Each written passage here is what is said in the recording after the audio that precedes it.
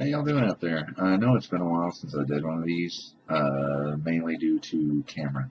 Had an issue with my camera, and should be all working, fixed up now. It seems to be working again. I wanted to do a little video of this just because pictures weren't doing it justice.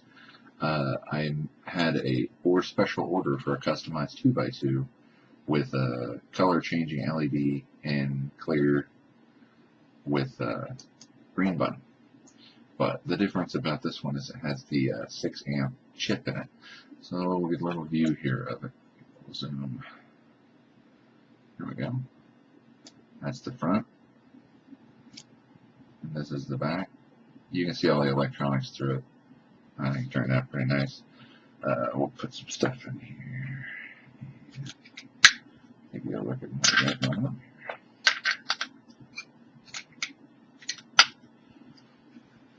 This is what it looks like with the batteries in the case, of course.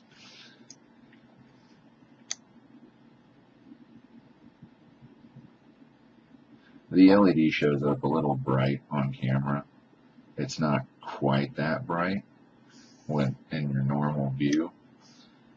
And we'll show you. Of course, the bottom is going to be 3.5 volts. And the top is going to be 6.1 volts. And we're going to turn it back down to normal, about 4.1, something like that.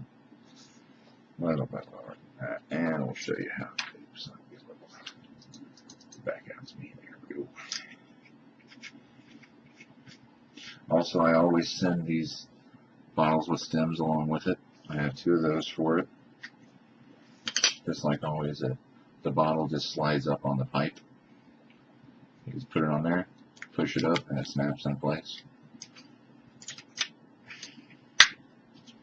Looks slightly different with the bottle in there. It fills the whole case a little bit better. But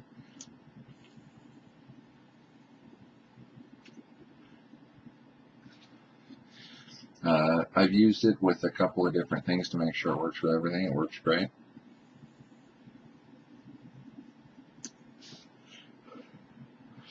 One of the things that was requested about the unit was that it had a larger drip well for customized rebuildable addies. And I used the biggest one I have. I don't have any rebuildable addies on me.